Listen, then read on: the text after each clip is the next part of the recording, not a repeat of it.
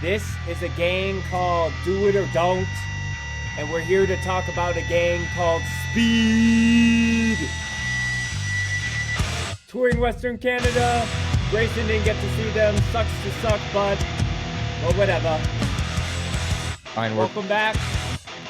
East Coast, West Coast. Well,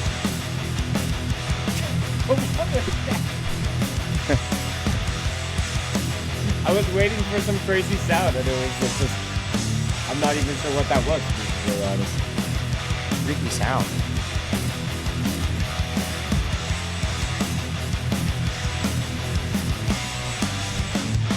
What is up, my friends? Do it or don't. 11? Welcome Yeah. here. Good to be back. It's kind of been a disjointed, crazy week, and I'm stoked to be back with the crew. We had a bit of like I said, a Frankenstein episode where we were putting time with Quinn and then time with Grayson all together, and I've missed seeing everybody all on the Riverside. So, or who knows what we use. How's everybody doing? What's the vibe? Grayson has been driving all day, so You tie, my tie. We got a little Captain Morgan's. I got Ooh. a root beer, nothing fancy to no coffee today, surprisingly. Quinn, first time in the episode without having a coffee. It's a Yeah. holiday tomorrow. You should be drinking coffee. Not for me. I work. Same. Time and a half. I was I don't know. It is. I get time and a half. Is it? Okay, there you go. Grayson knows. I mean, you should. I was That's illegal. Otherwise, yeah. It is legally illegal. it's legally Um, illegal. I was doing a photo shoot for my friend's clothing brand actually. Oh. Wait, tomorrow, or you were doing Today. that? Today. I was like, I doing don't that. think that's not a time and a half Those situation. are my vibes today. Yeah. We're having pizza. Oh. Yeah, if anybody doesn't know what pizza is, it's a fest in Montreal. Yeah, I know about that. Yeah. My buddy Jacques was there. Is he from Quebec? No, Whoa, that's crazy. His name is Jacques and he's not from Quebec. I don't think so, at least. That's insane. So yeah, but I ran into Jake from Island, shout out, and Alice, and we were talking a bit. I literally Nice. got into Montreal at like 5-ish, unloaded, dropped John off at Foof's so he could play the final show with C Toss, his other band. Mm-hmm. Dropped the van off, got on the metro, went back to Foof's to meet up with my wife, and then ran into some people, didn't watch any bands, and then went home. Nice. So, What a time. yeah, it's pretty baller. But I didn't Yeah. pay because I work for Foof's, so. Yeah. That's sick. Grayson doesn't need to pay. I You also paid just Grayson. am not. Pizza is not the fest that is for me. It's I'm not the general demographic of that Right. fest really. I have friends that play it quite frequently, but it's not for me. Word. So maybe one day. My day has been pretty much just like grinding away at the house. It's been raining pretty much all week in Calgary, so like it's really coming down. Like right now, even as I'm looking through the little window I have, we hit. Is that why you look like like you're in the Matrix? Like a potato. Do I look like I'm in the what do you mean? I'm just wrecking Yeah, the speed merch. What are you talking about? No, your Oh. camera's super blurry for us, but it should be fine Should I put Oh. my speed sweatshirt on? I feel like if that you would. want. I'm You gonna know. do it. The complete Even though you weren't at trifecta. those Talk amongst shows. yourselves. Okay. Yeah. Well, Grayson has set it up perfectly. But the main one of the main points of this episode is talking about some of the Western Canada speed shows that I got to attend in Calgary, and then Quinn also attended in Winnipeg just a couple of days later. This was a really sick fest. What am I saying? It's been a long ass day. tour that has been talked about, and getting to witness it and catch up with the guys from Speed was very, very sick because as many of the people who follow Scoped know that the lore between us and that band go very, very far back. So we're going to be talking about that as well as talking about our Tony Hawk Pro Skater soundtrack tier list, and we're at the point where we need to knock out some thugs, Thug 1 and Thug 2 specifically. So that's what this episode is going to be. This is also a comprehensive White Peach Summer Edition Red Bull review. I don't know if anyone else has had this. No. It's so good. You had the spiced pear, right? Yes. Okay. That, what do we think? That's a white ass peach. That's so good, right? Are you talking to me? I might be. Grace, or no, I'm sorry. I'm last in the bev checking. But well, first things first. I feel like we should just get right into the speed chats and maybe even skip over some of these. Well, no, I want to correct myself. This is the first thing that I want to quickly hit on because as far as if someone's listening to this multiple years in the future or has no idea of the routing of the last of this run that Speed just did, Quinn was messaging me at either the day of or day after the Calgary show. It was like an hour before the the Calgary show. No, I messaged you an hour before I was showing up to here, Speed here. So Quinn was, and this is a tale old as time as far as asking your friends if they can send you photos of the merch spread. And, bands are normally pretty good at showcasing those things on the Instagram. But I want to give a plug to an Instagram account that I've been following recently. It's called merch_report.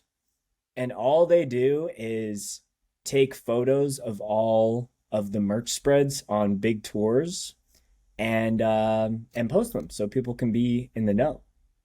So, for example, we got the Voivod merch spread is so good. Go back to that one. What's funny is I was already shooting the first band when you messaged me back. Dude, that Quebec shirt, the number 3 right there, that is a shirt. Is that the Subhumans one? Or is that a Voivod one? That's sick. I don't know. I should have been there. Subhumans merch by the time show. By the time Spencer sent me this account and like with the Speed merch, I was already shooting the first band, but it was still good because I was able to see the prices on there and I was debating getting the shorts. I got the baby tee instead. Well, what's really, in my opinion, what's really cool about this is that, like, I saw the spread that Speed posted as the tour began, but it was nice to kind of check this afterwards. Let me see if I can scroll down. Did you see the Pig Destroyer one? Oh, these guys? No. It's another one. Because we were on another one. There's a more new one. I don't. One of my band members showed it. They were showing it to us when we were on the road. It's higher up, I think, but it's fine. Well, like, can we just give these guys some kudos? Like, I had to scroll a ways to find just the Speed stuff, and like, so this account, this is from 5 days ago, but this account is very active in posting a lot of different things. And I think, to my knowledge, all of these are like user submitted. So a tour could be happening. Like, this isn't one person who's like flying all over the world just to take photos of all these merch spreads. But I think it's really cool that people can do it in a sense where they can see, like at the Turnstile show, it's like, oh, okay, I understand that I'm going to be paying $65 for this hoodie versus standing in line and waiting until you're kind of within you know, eye shot where you can be able to do that. So I don't know who runs this account, but Shout Merch out. Report, we see you.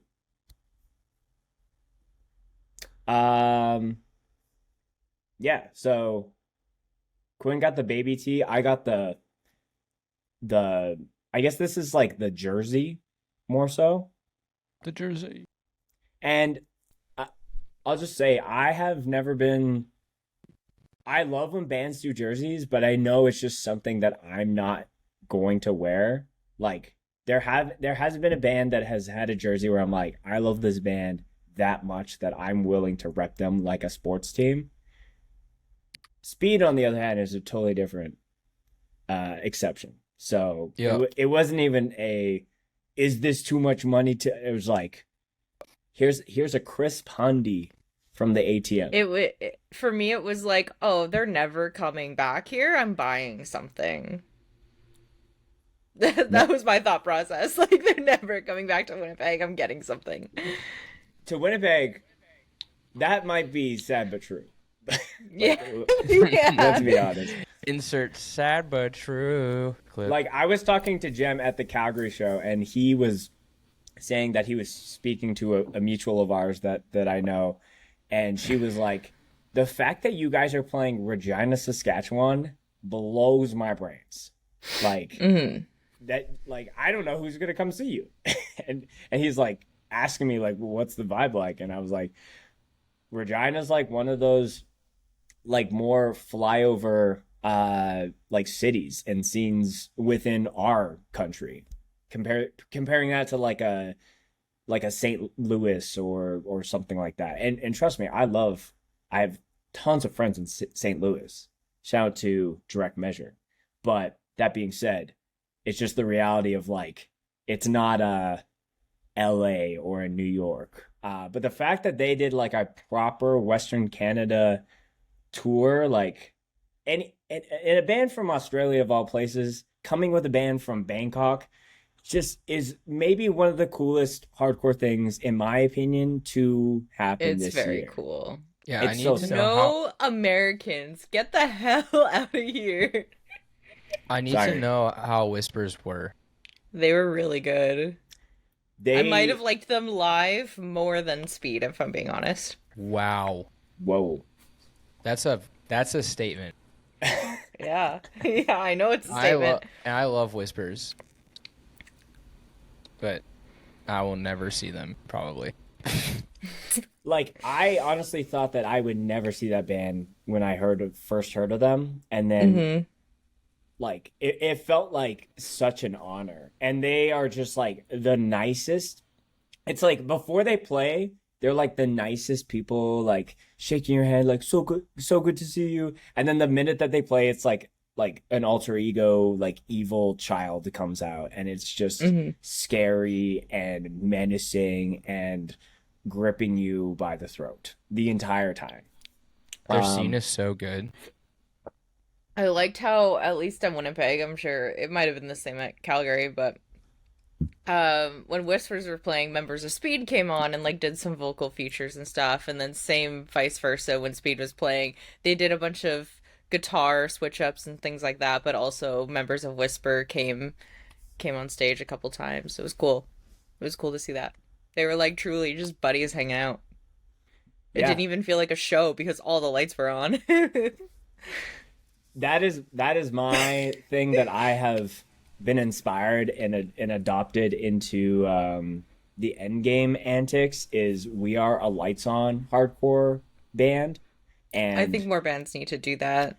100%. And I literally was talking to a friend from Winnipeg who went to the show, and he was like, dude, the lights on was crazy. Like, I don't know, like on paper that shouldn't enhance the violence and the intensity of the show, but just the fact that you get to see everything, it does that. It's the FYA effect. It's true. It's true. Look it up. So I don't know if we necessarily go Calgary like discussion. Well, we're kind of just in the mix of it, and I think that there's probably some things back and forth. Um, I need to tell y'all, and this is a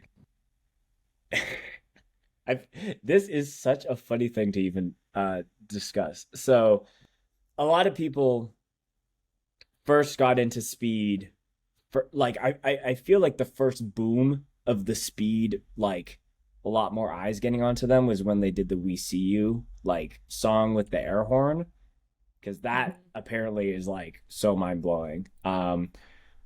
The second boom is obviously the flute in the first test, which is off their newest record.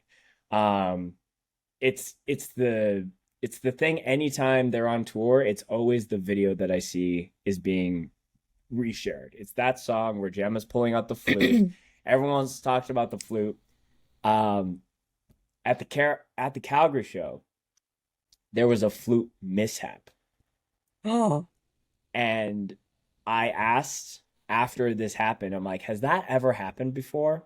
And they said there's been only one other time where that hasn't been executed perfectly, and it's just become because Jem forgot to do it. So what happened?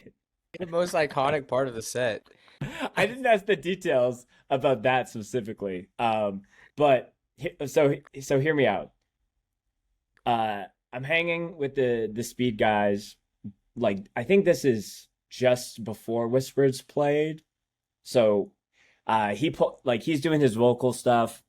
He pulls out the flute. He starts doing the part like effortlessly. And I was like, I feel like this is, so we were just chatting about it.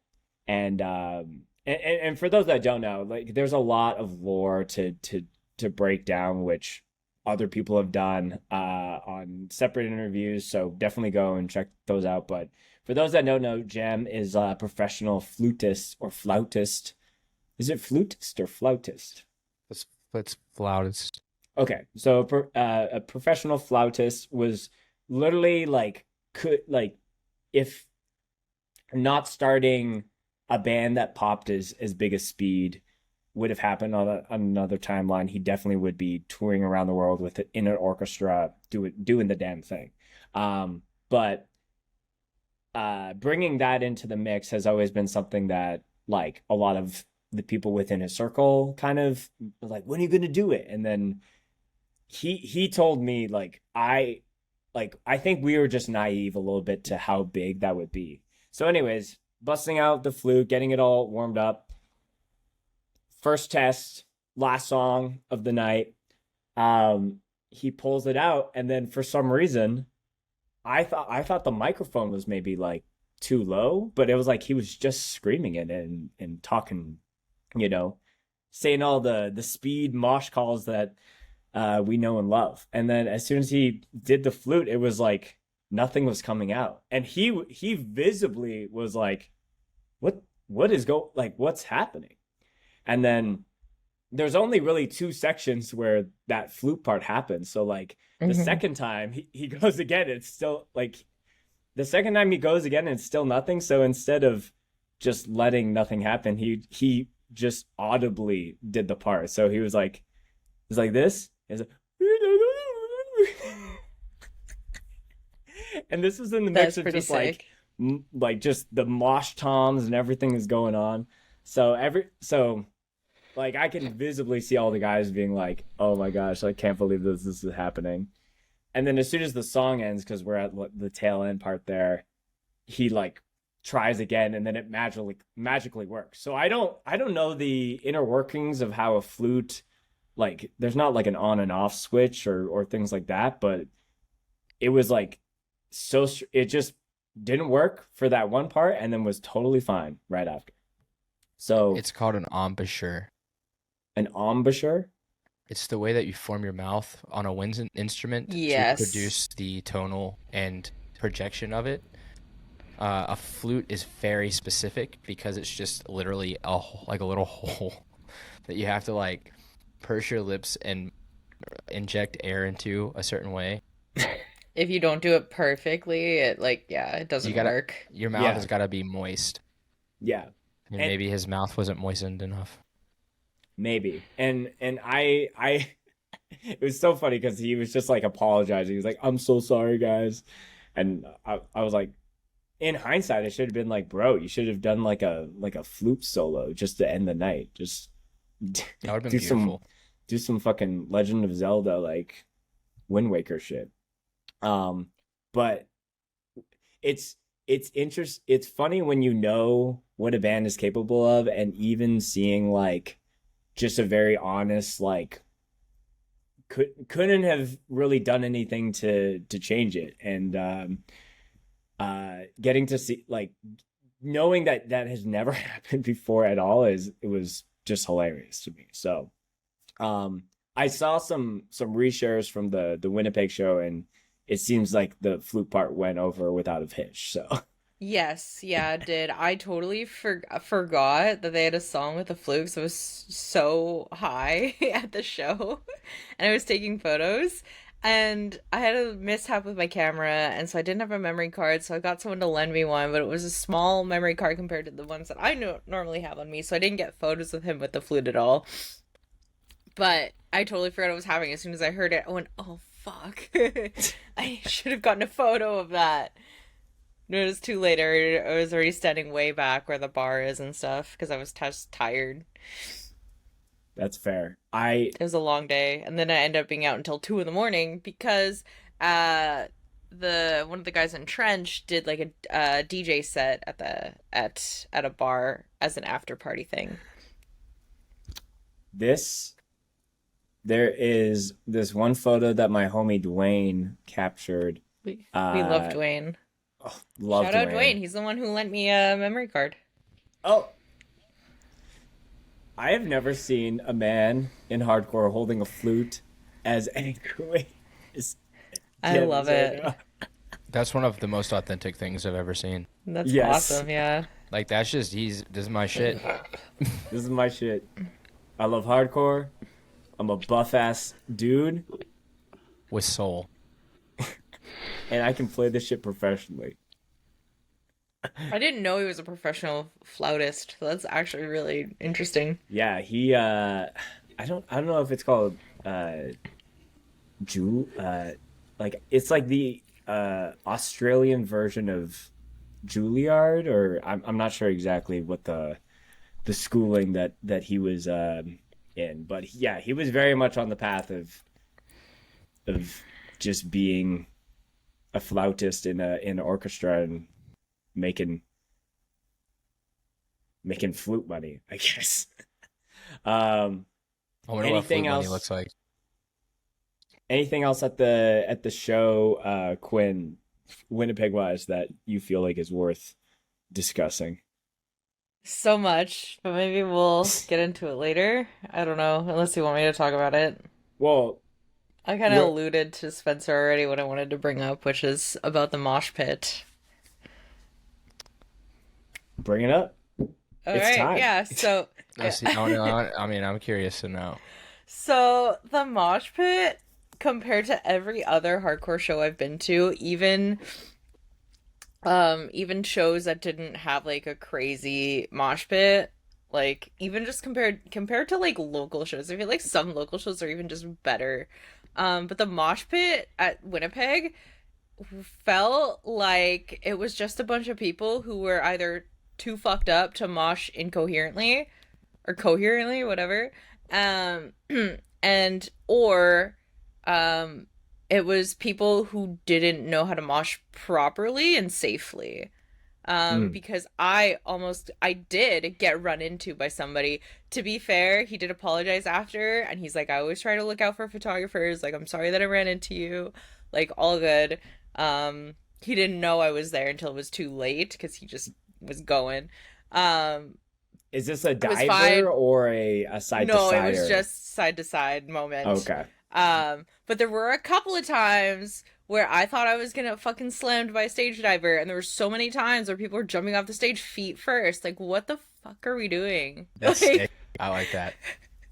it was so scary though, and it's like people weren't watching where, like, I don't know, like, not to say like people should give me special treatment for having my camera there or anything. Like we talked about the 10 Commandments. I'm not expecting that. Yes, exactly. But like, don't fucking jump on top of the photographer. You can see my camera's there before you jump. What are you doing? Like, I'm sorry. All right. Can I, as a non-photographer, I have points. Okay, what's up, Grayson? All right, I have smoked enough photographers in my day to know.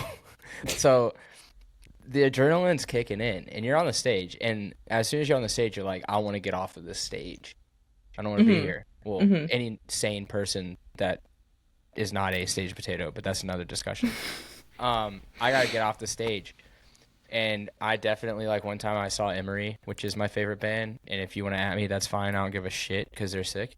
Emery is sick. I love Emery. I, like, basically got off stage playing a fest, and they were already playing. So I went from backstage, got on the stage, front flipped into the crowd. Too late. Fucking photographer's right there, bro. And I fucked his shit up. That's so scary. Yeah, like the lens came on. It was bad. It was not good. And I felt bad. But you know what? I don't feel bad at the same time because you're at your own risk, you know? Yes. That's fair. I couldn't see him. It was dark. And the lights from the stage were in my face. That's fair. But for this show, you know, the lights are all on. Like, that's not. That's true. I have straight up, like, unintentionally swung. Like I've been on my joint and like fucking swung and didn't realize it until it was too late and just fucking smacked the shit out of the photographer. I can understand that. And usually I'm pretty good at knowing when someone's like not in control of like them being able to stop and move out of the way or whatever. But in the pit, I wasn't able to move out of the way, which is fine. I just fucking slammed into whoever was behind me with drinks, and they hit the wall. It was whatever. But I don't know. It feels like when the lights are all on, I feel like the stage divers need to be a little bit more aware of where, like, you know, whether someone's holding up a camera or not. But maybe that's not something. I don't stage dive. I'm not a stage diver. I've only ever done it once. Maybe Spencer can talk a little bit more about that. Well, because I was gonna like I think there's maybe there's nuance to it. There's nuance. There's always nuance. There's always nuance. Grayson's definitely right in the sense like when the adrenaline is going and you have the right like listen, we did a whole show photographer 10 Commandments. We are definitely going to be doing a 10 Commandments for like moshing. Stage etiquette, like not even just moshing. Like moshing is its own thing, but like stage etiquette. Like the minute that you are on stage, whether you are a band or a like a stage diver or like someone in like a part of the band, but like, you know, like maybe you're part, like just all these different things. So anyways, I digress. If you're on the stage for more than 5 seconds, you're doing something wrong. Yes.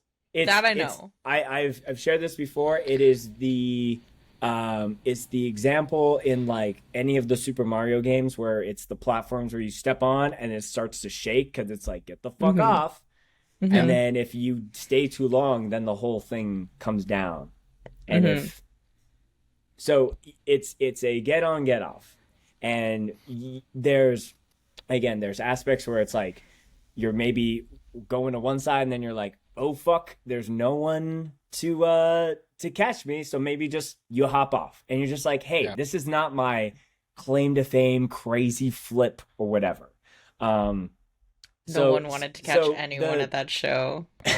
But keep talking, sorry. There's an aspect to that too. Like we can't all be you're standing at the front, you're mosh fodder. You are the ones to put your hands up and kind of do that. Like, I'm sorry, this is not the fucking Metallica, like, I've stood in line all day so I can stand front row. Like, this is a fucking, like, this is a hardcore show. People are going to be flipping off the stage. This is like a this ain't NASCAR, right? This ain't like the Daytona 500. This is like the dirt track, redneck, fucking marry your cousin's race. Whoa. All right, I'll retract the last part. That's just experience. Personal experience. I'm from Georgia, bro. I don't I know also what you want me to don't say. think I've, to be fair, I don't think I've ever been to such a violent, like, hardcore band like Speed. So maybe I just wasn't sure what to expect. I mean, I can't really, like, I would have been willing to hold people up, but I couldn't with my camera, obviously. I would say Speed is probably pretty tame because you're gonna have that mix, like you said, of people who like maybe don't regularly go to hardcore shows. Right. That's fair. So you're gonna have, That's a good point, actually. It's usually the bigger the because band has on like a global level, like even Turnstile, when that band first started, hard ass moshers because it was all the Crazy. people who were like listening to Trapped Under Ice and then found that band and just continue with the same thing. But because that band has gotten bigger, and even before they started dabbling in all like the more I'll say for lack of a better term, radio friendly HC pop.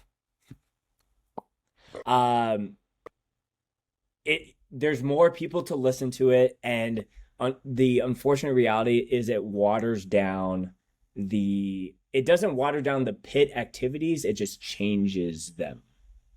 it changes that the makes attitude. sense. That makes sense. There was also one guy who was on stage for far too long, and a member of Juice, as soon as he noticed he wasn't getting off the stage, he walked by and fucking pushed him off. This was while Speed was playing. It was awesome. Yeah, It was so funny.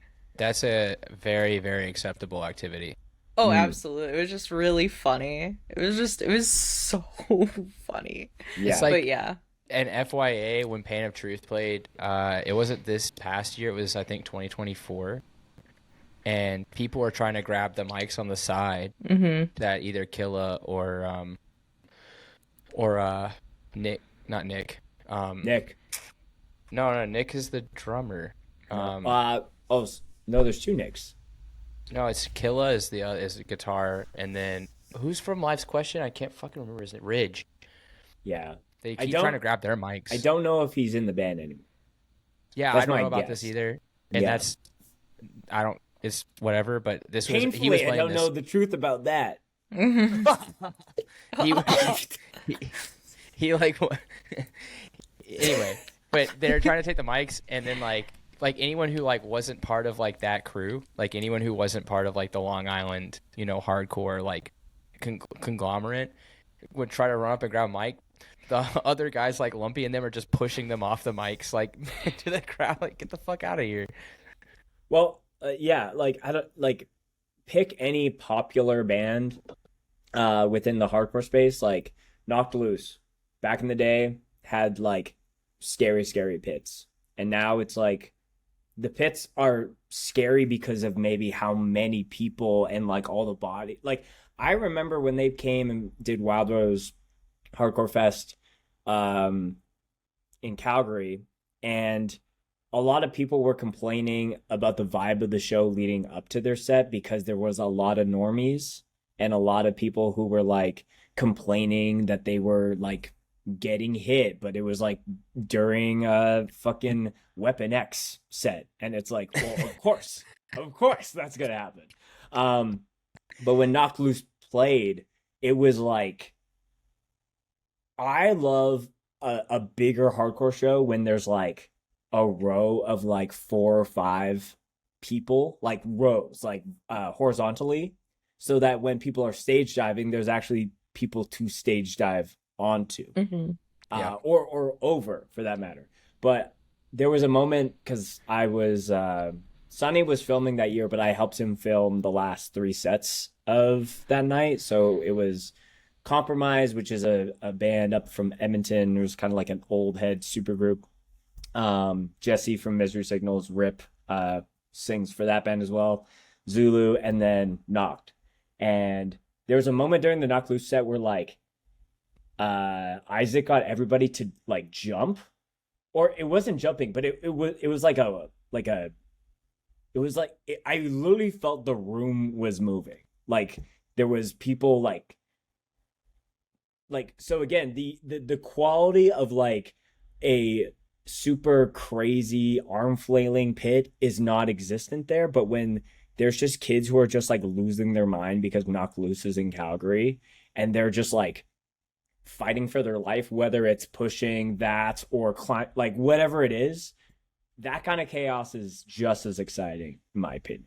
Oh, of course, yeah. I do agree, but it felt like a dangerous pit. I said before recording that the night after, so Saturday night, last night, Juice also played a set in the basement of a bowling alley. It was awesome.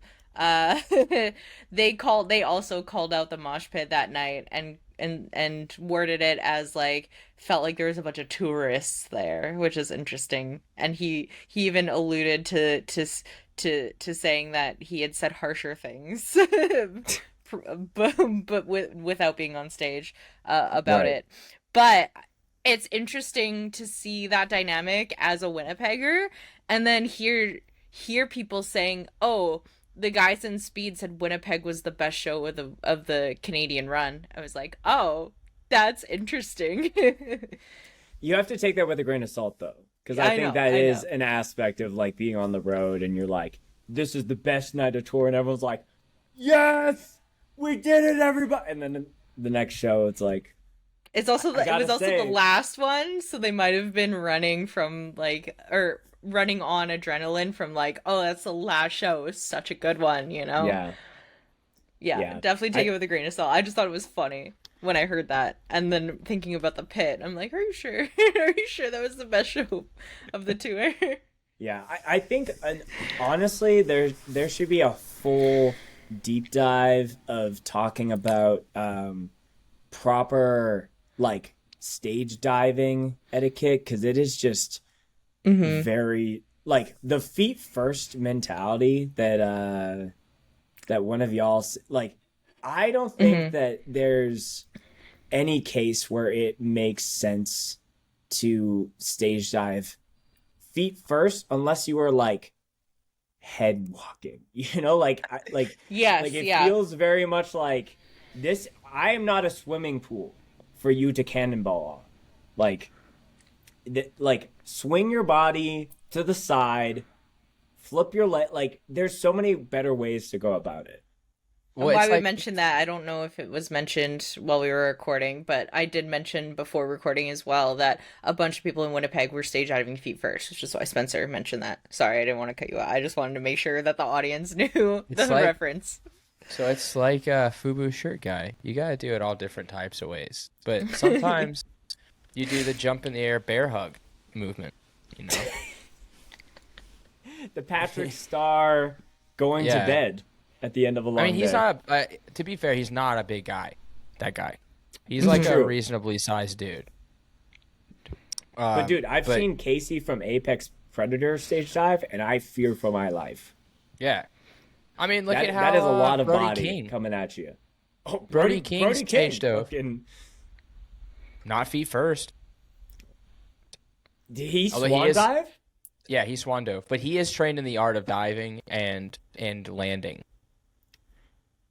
There's a really great video that I know I have saved somewhere. I think it's during a drain set. Some dude is just lingering too much on the stage, and then someone from out of the video frame, probably standing side stage, witnessing like, okay, we have overstayed our welcome, comes in and RKO's him. Yeah, like that should be just public knowledge. If there's people who are overstaying their welcome, pull wrestling moves on them. Yeah. Well, it's like whenever Blood Axe was happening and Jesus Piece was playing, and I think Move was also on it. There's a video of Jesus Piece playing, and Corey's like at the front of the stage, like yelling back at them, and Aaron just jumps up and double foot flying kicks him into the crowd. Classic. That is one of the most classic Hey 5-6 clips ever. Yeah, it's the best. I feel because it's just two homies and they're fucking having fun in Japan. Right. One last speed related thing, and then I think we should move it on to some Tony Hawk related news.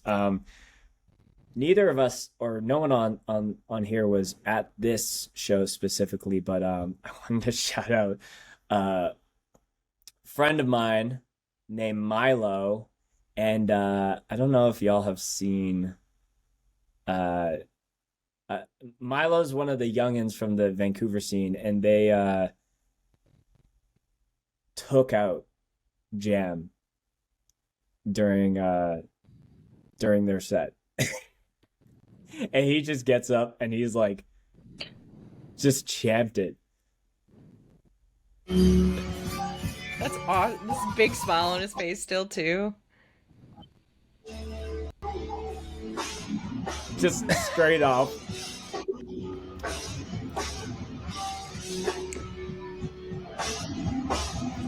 Like, you know, Jem's about it when he just claps like that. Shit was fucking hilarious. It's amazing. Yeah, there's some tough dudes for sure. Well, Milo's like a tiny, tiny person. But it was just hilarious to see on the Vancouver Hardcore Facebook group being like, Milo is... Shout out to Milo for killing all of Australian hardcore at the Vancouver speech. I was like, what the fuck are you talking about? The comments are so good. A gang called Milo. Oh, yeah.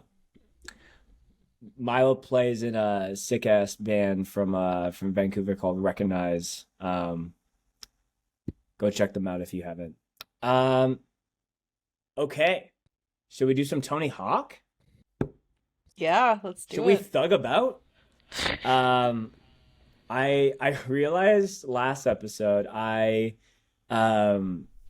during the Tony Hawk 4 segment, I had my green screen not enabled, and I had totally forgotten to tell Jordan to put the Tony Hawk like stuff behind me. So I'm starting that now. So hopefully he can put some stuff. Wait, I need to figure out how to... And before Spencer's computer breaks. Yeah, let's not... It's been going all right this entire time. I don't know if Grayson sees the same thing, but you just look like a fucking pixelated mess. Oh yeah, it's been like that from the jump. Yeah. Okay. And I'm really hoping that the raw video does not come back. Yeah, hopefully it's fine. I mean, yeah. Excuse me. That was powerful. It's like a frog, bro. That sounded like a frog. That was so good. Well, okay, so I'm struggling to find this, and maybe I'll figure it out while I'm chatting about it. But to set it up, so I'm gonna pull up the tier list that we had made, and Grayson, you might need to... No, I think I remember everything. So, and it's our... Man, I love tiermaker.com. It stays... I do too. It stays in line when I drop off. So Tiermaker.com for all your tier making needs. Not in that. So this is where we've left off. So we've gone through 4 of the games. We got Tony Hawk Pro Skater 3 in S tier, Tony Hawk the OG in A, Tony Hawk 4, which we talked about on the last episode, in B, and then Tony Hawk Pro Skater 2 in C. We are going to be doing Thug 1 and 2, and to conserve time a little bit, versus going through all of the tracks and talking about them all individually, because Grayson and I realized really quickly that it's just ginormous and like arguably too many songs. Like this is not a soundtrack. This is like a playlist. This is a playlist that you could listen to for your entire work week. Yeah, which I kind of did. I listened to this multiple times. Like maybe I got through both soundtracks twice within like a 2-week, and I'm taking detailed notes, you know. So what we're gonna do is we're gonna start Thug 1, and I'm just gonna kind of open the floor, and we're gonna talk about our faves, and if there's any ones that are like really not it. I have listened to the entirety, so I kind of know roughly where I want to place it, but Grayson, how about you go first? If there's any like top tracks that you want to start, or any general thoughts on Thug One Okay. soundtrack. Yeah. So I have some weird ones. I like the In Flames track, which is Embody the Invisible. Um, of course, we like the Mastodon track, Crusher Destroyer. Shout out Georgia. Very close as well. Those songs, if you're listening in order, almost back to back.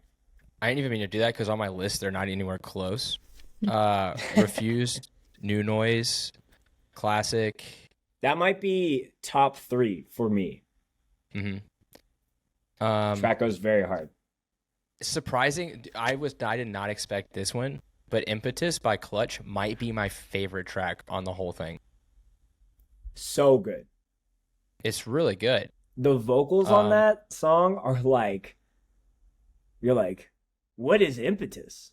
Well, because Clutch is like, I always thought that they were more of like a not dad rock, but they were more like alternative rock style. But this song is like pretty, like I'd see them on a bill with Snapcase with this track. I think it's also the intro of that song, because it's just like the drums for so long, and then the build up to that. Impetus, like it's that's in my top 10 for sure of the entirety of this. And then the Entombed track. There's some heavy. I think it's a weird one. I think the Entombed track might be the heaviest out of all of the soundtracks. No, I think In Flames has the heaviest one. Like, Entombed is definitely heavy, but it's not their most death metal sounding song. Like, the vocals are pretty tame. The In Flames one is like early kind of metalcore, death metal crossover. Yeah, it and I'm only saying this because I was watching Phantom Menace before we hopped on. It is a very much like Qui-Gon Jinn and Obi-Wan, like both very good Jedi, and equally as heavy, but like personal preference may decide who is the better and the heavier individual. Dude, I wrote more one with the who's more one with the core. Yeah. Well, I have a whole death metal EP that's unreleased right now that is basically like an American version of Entombed. So. Ooh. Say more? That might be a little exaggerating. It's definitely very Florida sounding, but Entombed was in there. I also like the Kiss track, Lick It Up. There's 3 Kiss tracks, but Lick It Up is the best one. And Strike Anywhere. I forgot that one's on there. Strike Anywhere is good. Tracks. I didn't like that there was 3 Kiss songs on here. I felt like that was... It. I agree. No, get over it. Kiss is sick. No. I don't think they belong in a skateboarding game. They might be controversial to say. To have 3 songs compared to all the other bands that work equally as hard. Okay, well, you know what? As the industry standard of skateboarding games, the fact that Tony Hawk himself picked 3 Kiss songs should tell you something. I feel like this is a weird take coming from you, talking so much smack about AC/DC. And then... you know what? I feel like it's undeserved hate that I've been getting when all of y'all are obviously... So many people hated his opinion on that. Listen, for all the hatred I have towards ACD, that is loved for Kiss, okay? That's fair. You can't like both? No. I mean, isn't it like... AC/DC's like weird Australian dad rock. They're both dad rock, though. Yeah, but Kiss is like fun. They got like makeup and spikes and boots and like tongues and like the devil They're and fun stuff. live, but if you just listen to the track without knowing any of that, it just doesn't do it for me. It's rocking. Horns up, baby. Horns up.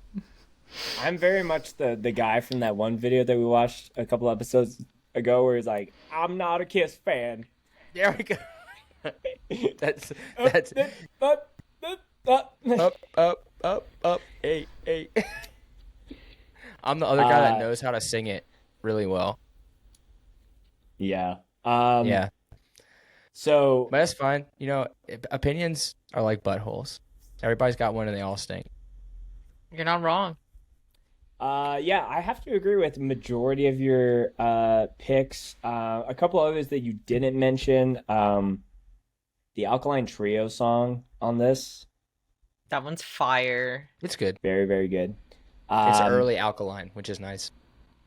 The Clash, Yeah. that was good. Deltron, 3030, with Del the Funky Homo Sapien on the track as well. That's a nice.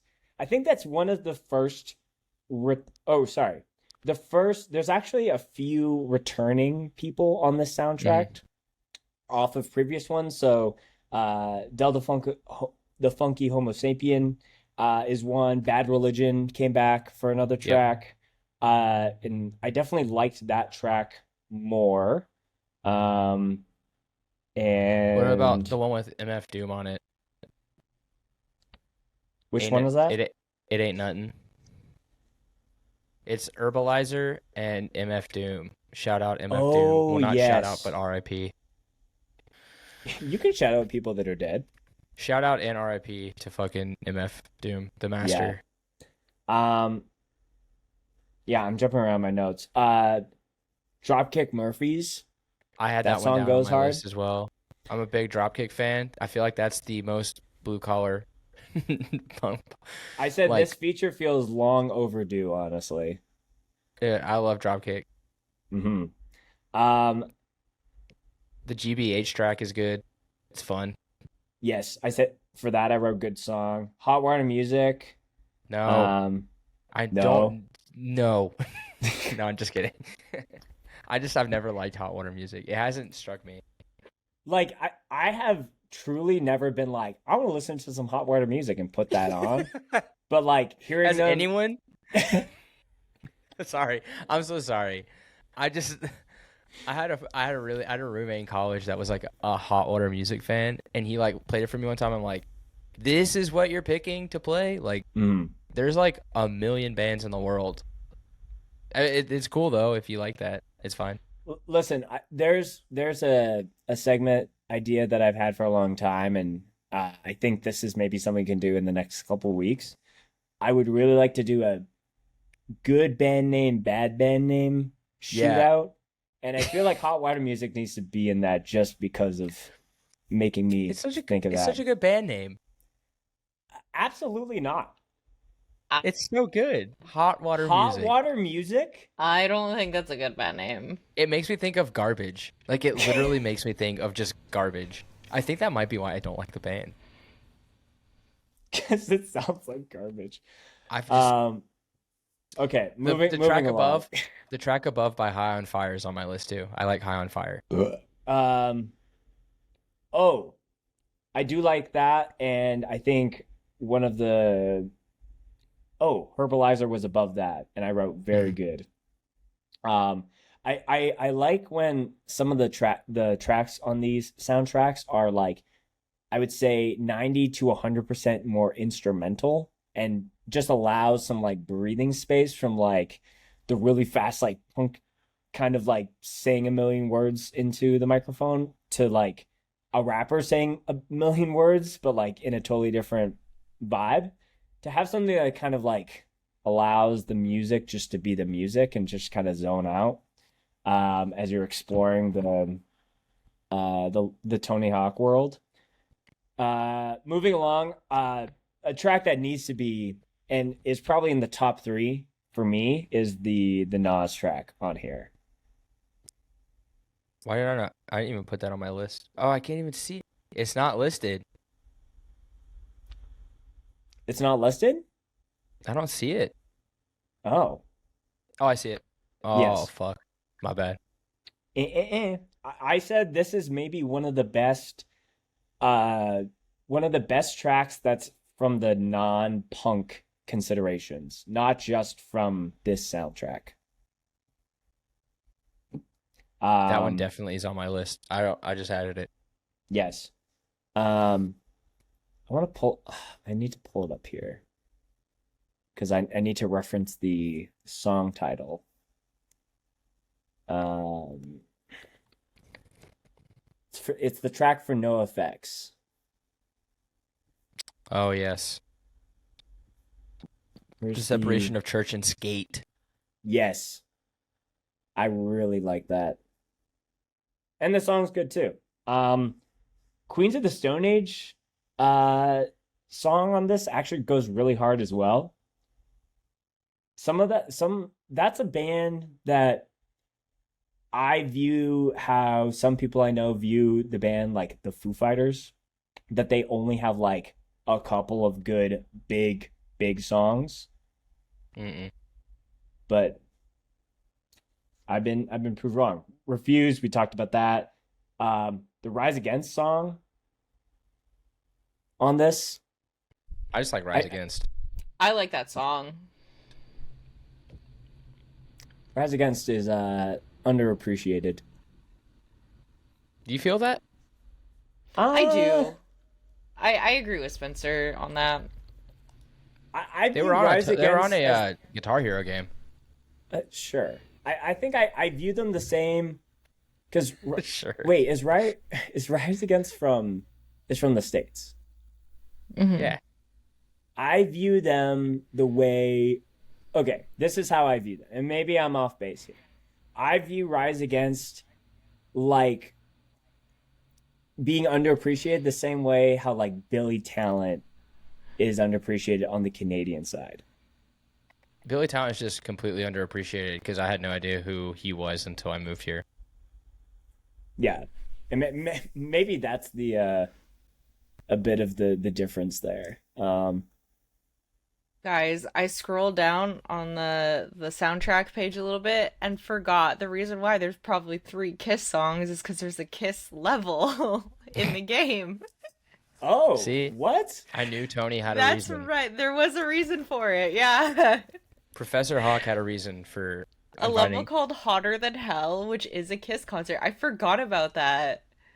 Man, Kiss is so fucking up their own ass to be like, we'll be in the game if you do 3 songs.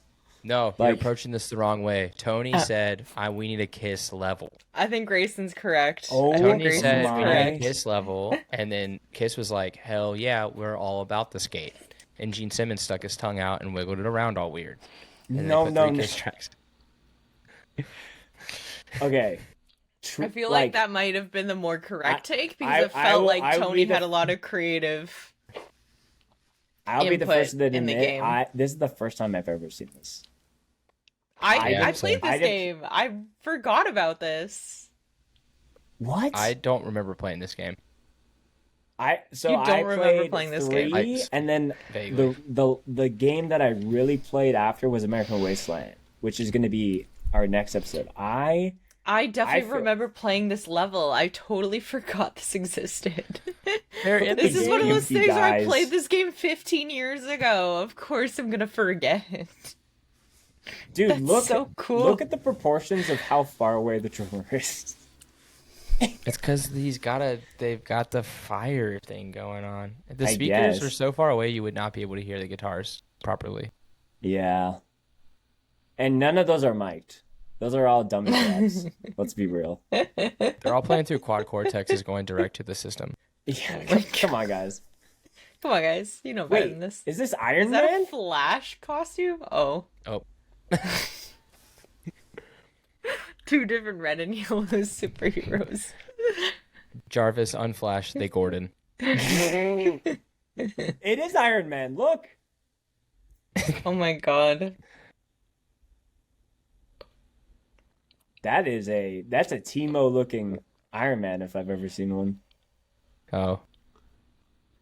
That looks more like the superhero from Jingle All the Way than Iron Man. Yeah. Turbo Man. Turbo Man.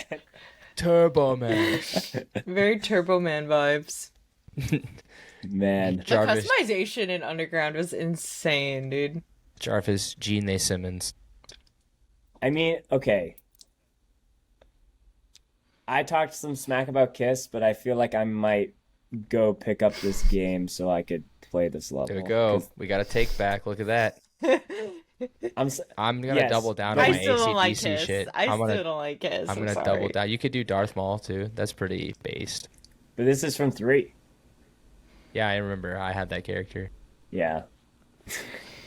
Well, okay. So, the only other track that maybe the two last or a few last comments. Um, uh, I think a hidden gem is that is the track by a band called Superjoint. And the song is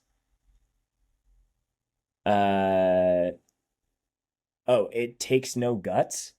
That song, I was writing in all caps. I'm like, wowza. And I wrote, this is hard punk. This is not hardcore. This is not heavy punk. This is hard punk. That song is insane. Um, Two tracks that I would like to talk some smack about is the track by Stiff Little Fingers, um, Suspect Devices, or Suspect Device. I said this is a very boring song. And then the song by the Transplants, um, which kind of got better at the end, but I think overall I was not about. Yeah. Um, Quinn, do you have any other thoughts? You were mentioning you didn't have a ton of time to do a deep dive. No, I've been so busy with photos and video stuff. I have had no time to listen to the soundtrack. I listened to like 3 songs and I don't couldn't tell you what they were. Damn. Okay.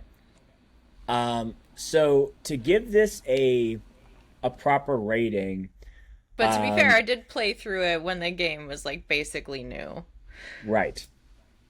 And do you have familiar rememberings of listening to good music while playing that game? Oh, absolutely. Yeah. So I definitely think going back to our tier list here, um, I'm feeling so there wasn't really a lot of skips on this. There's definitely some songs that were like a little too weird. Um, but I think some of the risks that they took with Underground, again, being a little bit more of like a like you can even see it with the visuals. It's like the way that the game is marketed is supposed to be a little bit more gritty and grunge, not like from a like a soundscape aspect, but just like this is not your polished Tony Hawk Pro Skater game. It's Underground, and I think It's that kind of they like a I mean, GTA for skating. the whole game starts out as like you're some nobody who's just trying to like skate. Like that's kind of how it starts out too, and you do like all the quests and whatever within the game until you get to like better and harder levels and doing more I and was more things. I So was it watching starts, yeah. oh I was gonna say like to clarify, isn't the first level of that game like you're in the projects and then one of the side missions is you have to take somebody's like giant Rottweiler for a walk and you're just hanging Mhm. on to him on the Yes. Yeah, and then sometimes somewhere in the first level too, you have to learn how to like hold on to a car, and it's like one of the hardest things to do. Sketch. Mhm. So I'm feeling like I'm in like B territory, if not, I don't know, like I'm between B and A. I want I'm to put it in A, I feel like it's a solid B. but wherever it goes, I just know that Thug 2 is gonna be a step above it. That's Well, why I'm thinking B. That's fair. It's so because it's good. It's good, but I think Thug 2 You is don't way think better. B is S, or you don't think Thug 2 is S category? I don't think it has enough tracks for me to make it an okay, S. we're getting All too right, far ahead. We're getting too far ahead. So I'll here's throw the it in B ultimate for question. now. I'll throw it in B for now, and we can discuss. Okay, here's what I want to do to kind of understand it. So I think we're all in agreement that if it goes in A, it doesn't go above Pro Skater 1. Correct. I think it's like too golden child, and I feel like there's too many not flaws, but like missed opportunities or missteps to to challenge or to override the beauty that is the original Pro Skater soundtrack. Hmm.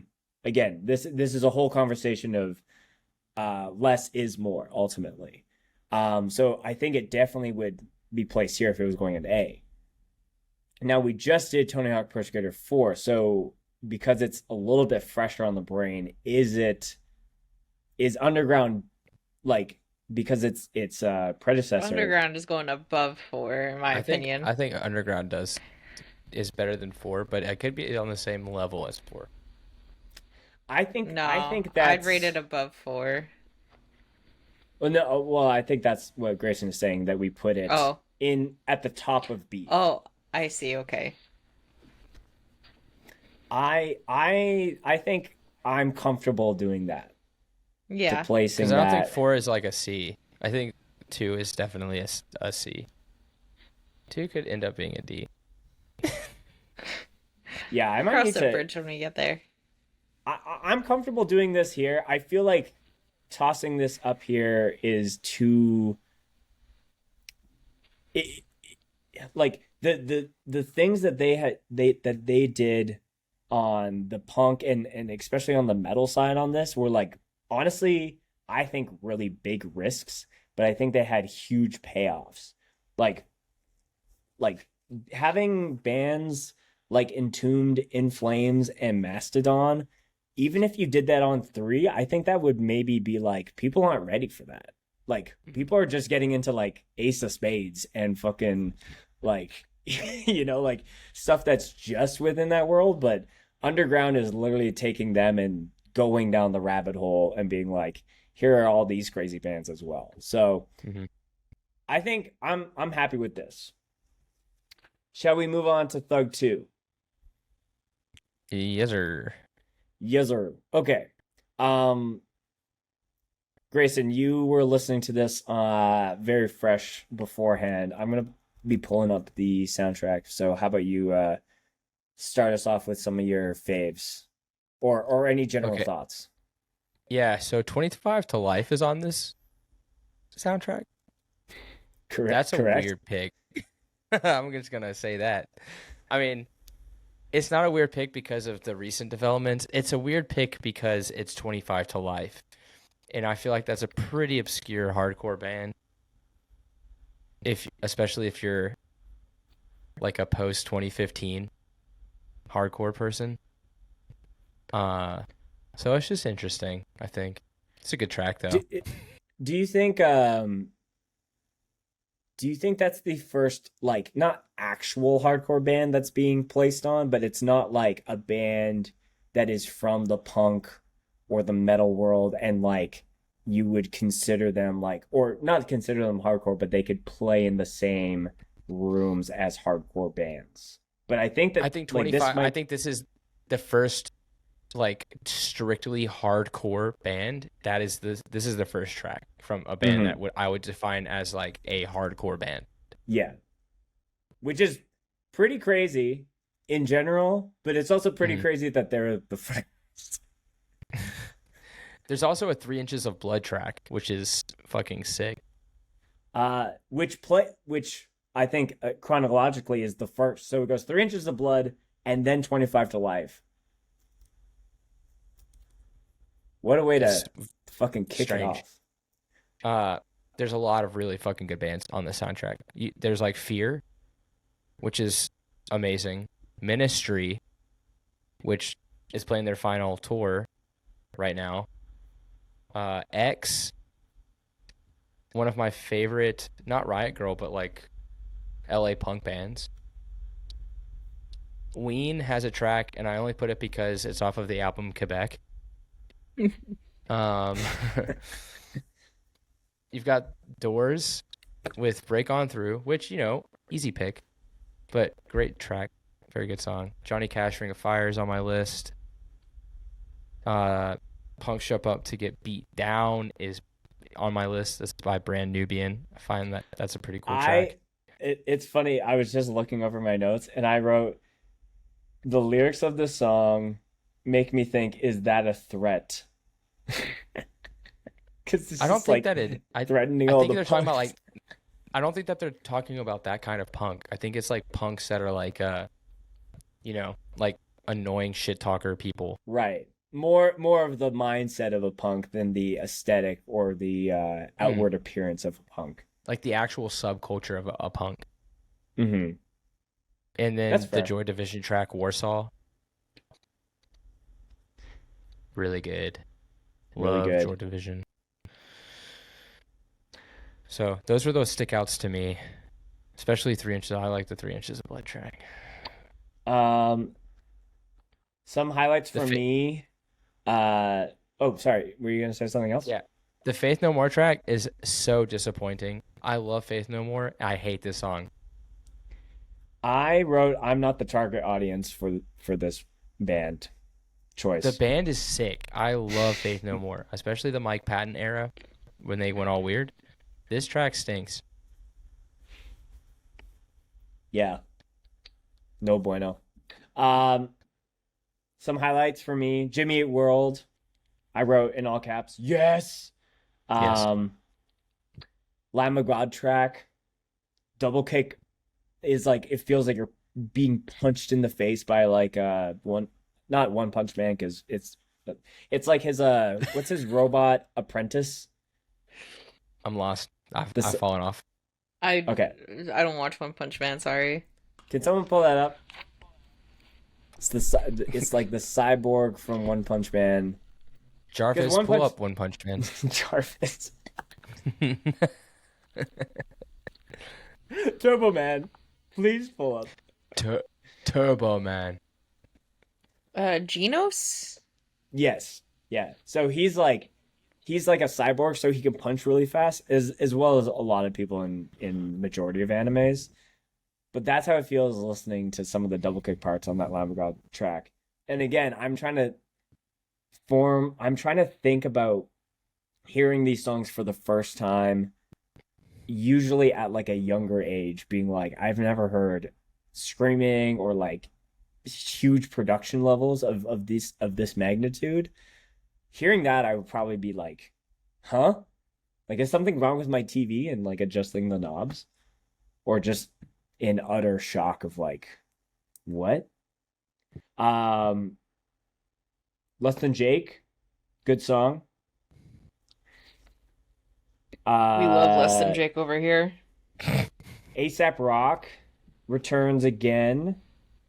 I'd like to see this. I also wrote the track. Who is? Oh, Atmosphere. It's on like the more hip hop side. Um, that was a track that like I didn't like at the beginning, but like slowly it won me over. Hmm. Um, Dead End Dead End Road. I wrote boo. I didn't like that. What about the Rancid track? Uh, the Rancid track I did like. I think I some of my notes from this went from my notes, so I was like writing them on my phone. So I think anything. Oh yeah, I said Rancid, Rancid classic. Um, Suicide Machines drummer is fluxing ever so subtly. Good ska representation. Um, the Frank Sinatra choice, like that does not belong on a video game, but the song itself makes it so funny. Because just Yes. you could just be like bailing, or you get hit by like a bus in the middle of the street, and then just like Frank is just like, "That's life." That's very funny. Um, I think Mike I'm so happy V yeah. is another returner. I'm so happy they picked this album to take the Lamb of. Well, I'm sure it was the album that was out from Lamb of God, but American Gospel is such a good record. Mm. Another more heavy pick that tickled my new metal fancy was Liberate by Disturbed. Really? I love me some Disturbed. Don't you did just say that on record? Dude, I have a vintage Disturbed shirt that I've worn multiple times on stage. Quinn's got their hands in their. What? Am I canceled now? Are you disturbed that I like Disturbed? No, I'm literally just having like a fucking migraine right now. Oosh. It looked Don't like you mind were. me. It looked like you were judging Spencer, which is fine. It's Very- appropriate. I felt very judged. I'm not gonna lie. I'm not a big Disturbed fan, but I'm not gonna judge somebody for being a Disturbed fan. I can understand why people like Disturbed. You can? Yes. Disturbed has riffs. Are you gonna deny that? Yes. No, I'm not denying that. Grayson is. It's not so much that it's the riffs that I will deny. There's lots of bands that have riffs. But then there's lots of bands that are bad that have riffs. I think Come on, Disturbed bro. fits. No, Disturbed is one of them, yeah. I think Disturbed fits that list. Maybe I'm off base. That's fine. I'm sure I'll hear about it on you Instagram. are. I think this is bad take Grayson talking smack about AC/DC and then moving over to Disturbed. Listen, bro, Disturbed, it's like the band that it's fun to make fun of. It's like Trapped. No shot did you just compare Disturbed to Hate On Is Okay as well as That's Trapped. actually crazy that you just said that. What? How? They were the. It's the same genre. I would It's maybe, literally. They I would toured maybe together. give it to you if you were comparing a band like Nickelback, where it's like, yes, they are globally hated. I but, love like, Nickelback. I love Nickelback as well. Grace, what do you mean you love I- Nickelback? Nickelback is good, bro. And all That's these people, they think it's fun to hate on Quit, Nickelback and quit. that they're cringe. By the end of this year, you will also love Nickelback. I will do a Nickelback- whole ass episode about how great Nickelback is. I liked Nickelback before they got big, and then I decided I didn't like them. So You decided, okay? But you can What does that decide even to mean? like I them again decided. because they're good. I don't know. I just stopped liking them as I got older. No. When I had a CD player in like grade 7, what age were you in like grade 7? Like 12? Yes. 12-ish? 11, 12. I was like 11 or 12. I had a CD player, Walkman, that I brought to school with me all the time. In the bus, I was listening to it. At lunch, I was listening to it. I had 3 CDs. I had Avril Lavigne, I had the Shrek soundtrack, and I had Nickelback. All right, The Nickelback Shrek was soundtrack is that's so good. right.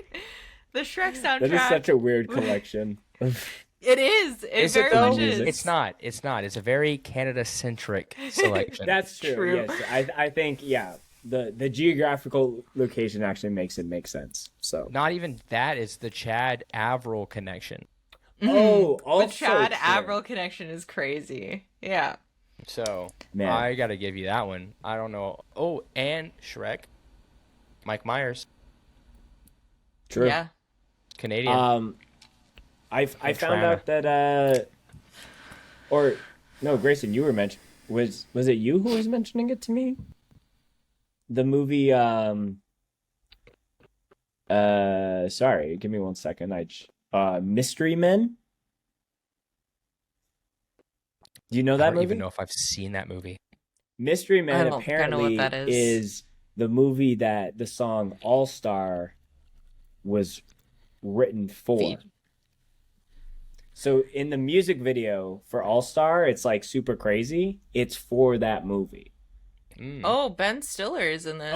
Oh, you know what? Grayson didn't tell me this. It was Jordan. He was like, "You have to watch Mystery Men." That's Ben Stiller, right? Yeah. Dude, this Yeah. poster's crazy. What do you mean All Star wasn't written for Shrek? What do you mean? It Well- was merely adopted. No, That's my I know, I'm understanding. just making a joke. Who else is in this movie? Uh, Greg Kinnear. this is a crazy. Okay. Well, anyways, we're getting sidetracked. I'll say it first. There should be a Nickelback song on a future Tony Hawk game. I I have so many to choose from, and I think that's maybe the one of the things that we should do at the very end of this is like bring or I think maybe all of us should create our own Tony Hawk soundtrack of our own choosings. And we'll do a proper cap. It won't be a crazy underground Tony Hawk 4 length. It's got to be like 20 songs. 15 tracks. 15, 20 tracks. I think that's a good range. I'm going to start building mine. Because yeah. Spoiler alert, there will be a Nickelback song. I won't tell you which one. You'll have to wait and find out. I have a Nickelback song in mind, but I don't know if it's going to be a good fit. I just like it. For a Tony Hawk game, or we're speaking in generalities now? On my Tony Hawk game, it'll be there. Because I want to kickflip to this song. I feel like whatever playlist I make is going to be very unconventional, but it should still make sense for skate aesthetic. It's got to still be in, like, we will learn. I feel like we're already learning so much about what goes into a proper Tony Hawk soundtrack going through all these games. Is there a Nickelback level? Make one. Make one. It's instead of American Wasteland, it's Canadian Wasteland. Nickelback has a level. Dude, stop. Canadian Wasteland goes crazy. You guys, Avril Lavigne is a playable character. I'm not even kidding when I say this. You could pay someone to mob Thug 2 and make the Kiss level a Nickelback level. I'm pretty sure you could do that if you really wanted to. And you get to add Avril Lavigne, but like 12-year-old Avril Lavigne has a playable character. Skater boy. Who would be the playable characters in Canadian Wasteland? Avril Lavigne, young Justin Bieber, Justin Trudeau. Stop. But his skateboard is two Canadian geese like taped together. That's funny. Or it's like a toonie with wheels. It's just a toonie that's been stretched out like really poorly in Photoshop. Oh my god, Doug Ford. I feel no. Doug. Maddie Matheson for sure. Maddie Matheson is definitely a playable character on Quinn, Canadian this Wasteland. is the ultimate clip for this episode. Yeah, I'm not editing this one. Remember, this is what we get. This is what we get to. This is where we were. I need to write this down. So we had. This is where we should have ended up. We had Maddie. We had Justin Trudeau on the Canadian geese. And they make noise every time. Every time you land. I need like 10. I need 10. Who's Celine Dion? I was gonna say Bert Kreischer. No, is he Canadian? He's not Canadian. No, sorry, not Bert. Who's the guy that would talk like he would have like the really quick bits in like the back alleys of Vancouver? What am I thinking about? I don't know. Okay. The A&W guy. Oh, in the commercials? My God. That's the reference that I don't even get. The A&W guy in the commercials. The bald, short guy. He's always got the brown tie with the yellow shirt. Jarvis, pull up A&W guy. Okay, hold on. Do you have no idea who I'm talking about? No. I'm new here. That is the funniest joke you've ever said, Quinn, on this show. Dude, I am so ecstatic. I've been trying to tell people I'm funny. They don't believe me. Dude, this man's name is Alan Lulu? Yeah, get Alan Lulu in the Canadian Wasteland. As a playable character. Could you imagine this guy with the Teen Burger in hand? Who is this guy? What does he do? He's the guy in all the A&W commercials.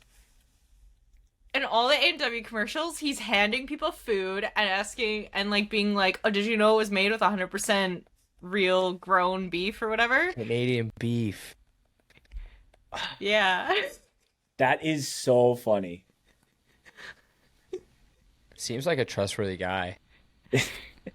Yeah, that is someone that you you can trust with your burger choices and filing your taxes correctly. Okay. So he's a playable character. He's dressed in the tie with the shirt thing, but he's holding a mug of A&W Yeah. as he skates. Yeah. Okay. And then there was someone before Quinn dropped that nugget. I'm sorry we're taking this tangent before we give Wayne Stug Gretzky 100%. Oh, has to be. absolutely. Wayne Gretzky, that's so Wayne smart. G? Yeah, Wayne His Gretzky. skateboard is just a big hockey stick. It's like a giant hockey stick. Okay.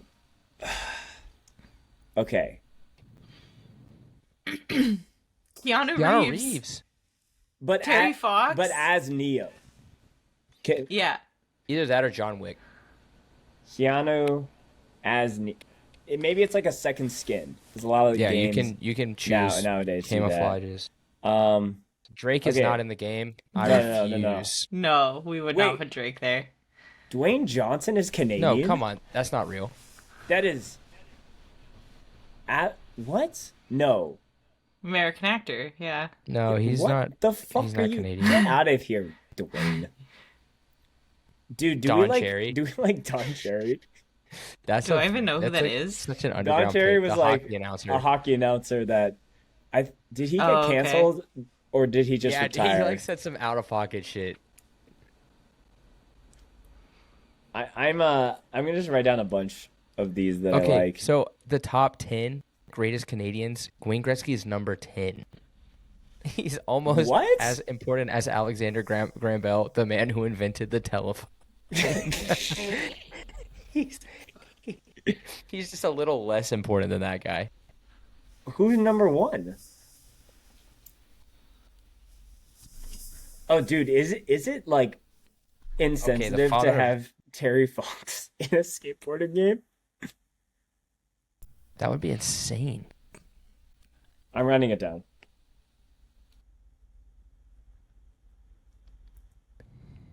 I mean, if that man can run the majority run the majority across Canada, I think he deserves to be in Tony Hawk's Canadian Wasteland. What's this move though? Airwalk? Air run. Dude, stop. Neil Young. I feel we need okay. I need like a little Michael bit Cera's more. Canadian? That's weird. I don't like that. No, if he is, then we should definitely put him in the game. But like super Michael bad Cera era. definitely is not. No. He is. Well, no, I know he is, but like, okay, here's a better example. I would much sooner put Seth Rogen. But in Call of Duty, they just put out a Seth Rogen skin. But here's the difference, Grayson. That happened. Doesn't exist. Tommy Chong. I would rather go with Tommy Chong. Is he the guy from Cheech and Chong. Uh And That 70s Show. Oh, okay. He plays Leo. He's like a big stoner. Okay. I feel there's 1, 2, 3, 4, 5, 6, 7, 8, 9. I just need like one more. But I need like something really silly. Tommy Chong would be like ultimately silly. Oh, Michael J. Fox, but he's on a hoverboard, like from Back to the Future. that is good. I am a big Back to the Future fan, so I'm with the hoverboard. I feel like that's a no-brainer. I want to put these guys in. Sorry, I'm trying to solve my tech issues. Hillbilly? No, the Red and Green Show. I don't know what that is. This is like a Canadian Barney? iconic. Is classic. Barney Canadian? Barney, like the The dinosaur? fuck are you talking about? Is he really? I don't know. I just remember This- watching when I was a kid. This is the No, strangest he's thing not. I will He's ever us. Google. A Barney, dinosaur. Canadian. Oh, the Reading Rainbow guy. Oh, that's the one. Neil deGrasse Tyson is not. He's not Canadian. Oh, that's true. I guess he's Wait, not. no. Not Reading Rainbow. But you know what I'm thinking of. Oh, what the fuck? It's the thing is, there was like an American and then a Canadian version of There the was a Canadian version of it. same person. Canadian Reading Rainbow. Reading Rainbow. Canadian. Sorry, not Neil deGrasse Tyson. It's LeVar Burton. Yeah. Uh A Canadian production. Oh, it is. oh. There you go. What now? Okay, Awesome. I apologize. Okay. I thought it was Canadian. I'm still very American centric. No, what I know the show that Quinn is referencing. It was like Wait, so is LeVar Burton Canadian? it's like it's from the 90s. Kyle was Canadian? It is from the night. Yeah. If Kylo's Canadian, he's got to be in the game. That bald head. What the fuck is I am like racking my brain trying to figure this out.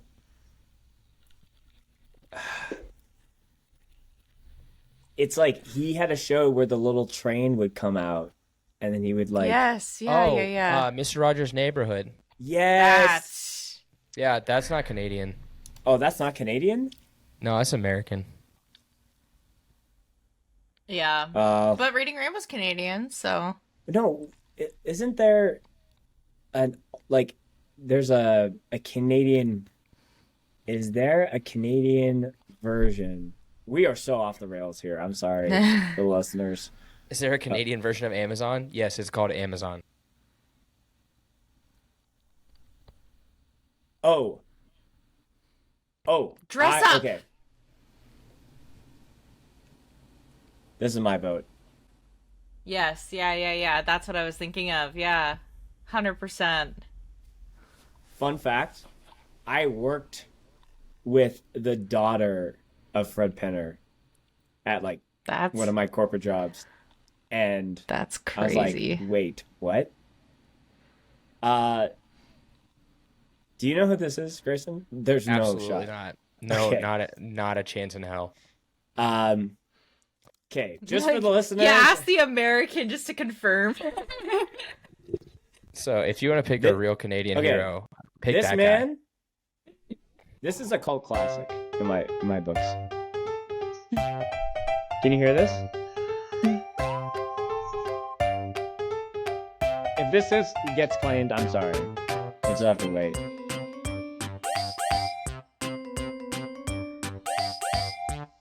Are you ready? I want to.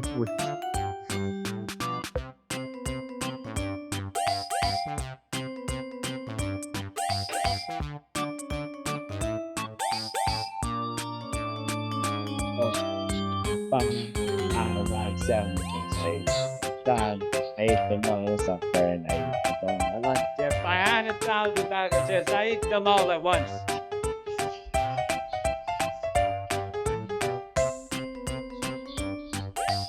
This song needs to go on a Tony Hawk Pro Skater soundtrack. Write it down. Oh, yeah. If you ever, I honestly think that this song had influence in me loving sandwiches, hearing it so much as a kid. But anyways, that was a crazy tangent. Where do we rank this one? Yeah, let's get back on track. So, here, let me pull up the tier list one more time. So, we put Underground at the top of B.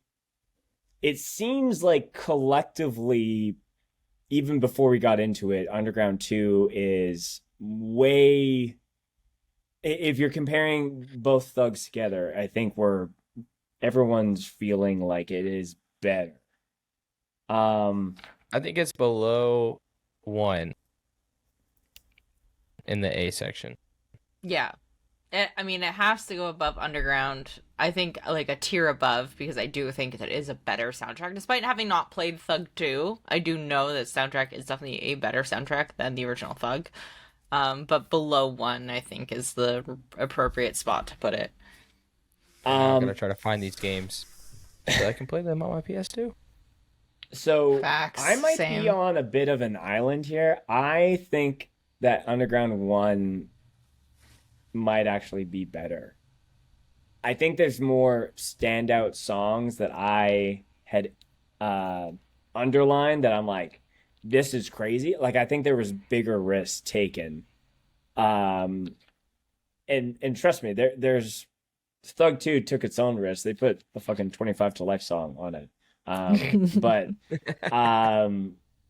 just not the same level, personally. I would play, if it were just up to me, I would place it in B, just below Underground 1. I think it is better than 4, but that is mine, and this is a collective decision that we need to make together. So I like 2 better. I like 2 better. So do we? But it appeals to me on a different. It appeals like personally. I think is more. Maybe it's not a standout, but as a soundtrack, I'm like, it's got a lot of good songs. So is it? If we say it's better than 1, is it just enough better than 1? Which, if that's the answer, I would put it at just the top of B. But if it's miles beyond that, I think then that it makes sense to put it in A. I would compromise and put it above B. Yeah, I'll also say put it above B. I feel like I kind of get the average vibe. Yeah. Yeah, I think that's a good average between everyone here to do this. Okay. So let it be known, Thug 1 and Thug 2, both solid Bs, but at the top.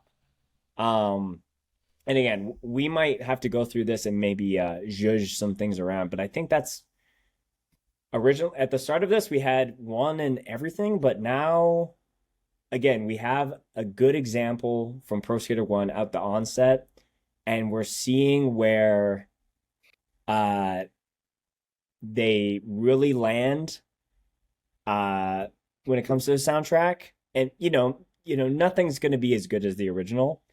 And then when things are like really off the rails, and then when things just perfectly align. Next, are we gonna? I think doing it this way, we can tackle both of the American Wasteland games next. I don't know if it'll be for next episode, but we'll have to see how our scheduling works. But that's it. That's our discussions about Thug 1 and 2, and our discussions about speed, and anything else that we gotta say before we wrap up. Anything we gotta plug? Grayson, you've been playing some shows. I got shows. Yeah, okay. Great. Awesome. Yeah, I got shows. We don't need more information. At Bruiserweight_HC on Instagram. That's what's going on. Drive By,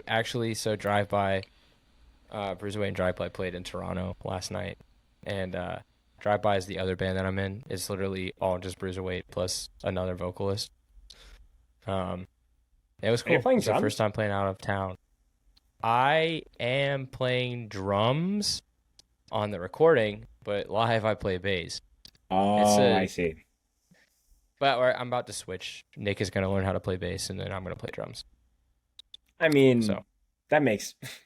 If there's any instrument for you to switch and learn, it's bass. So. Well, he already, we were writing a song one day, and I had the drum idea. And so he just picked up the bass and started playing the riff. And we were like, okay. You got it. I took photos of Speed. Go to Quinn Hall Photography to see them posted. When are you going on to post Instagram. those? I mean, this episode will come out on Tuesday, so they might already today or be out. tomorrow. Yeah. Today being the day of this episode dropping, or today being the day we're recording? Sorry, today being the day that we're recording, either tonight or tomorrow, Monday morning, the day before the episode drops. So it's out. Go check them out. Yeah, sorry. Yeah, it's out. Go check out my speed photos if you want to see them. You gotta think multiple days in the future I can't tense. do that. I cannot do that.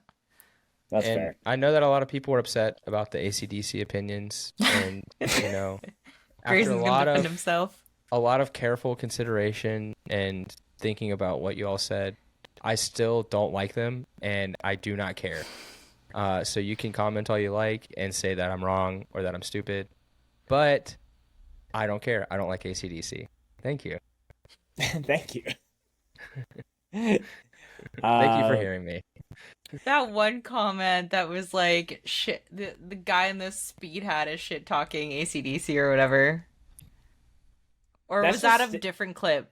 No. That might have been that was a clip. I hate the young generation using bro is and then just describing what is happening. It's like, yes, he is wearing a speed shirt and talking about it. Trust me, that's not a diss. I'm not looking for the speed and AC/DC have nothing to do with each other. That was a crazy out of pocket comment. Bro is literally wearing a speed shirt, trash talking AC/DC. Bro is literally writing a hate comment on Instagram. Like, come on. Bro is literally not have a podcast that he can say his own opinions on. So, right. How about that? Just that. If you got something to say, start a podcast and just talk your shit. If you want to talk shit, be creative about it. All right. Yeah. So, or do it behind closed doors and never own up to it. Yeah, super cool though, because you could just say it to my face like a real person, but you won't. So you won't. Because if anyone under the age of 25 doesn't know how to look a person in their eye in person and talk to them, it's super weird. Anyway. Very weird. Way to alienate everyone. Gee, thanks, Grayson. I'm just on a roll, just doubling down. That's fair. Tripling down. I think that's time to hit the intro, or the intro? The opposite, the outro. Thanks for tuning in. Whether you were here for the Tony Hawk or the speed, we got you. Doug 1, Doug 2, questionable picks, questionable stage dives. It's all happening here over at Do It or Don't, and we're just happy to be a part of it, and for you to be listening to us.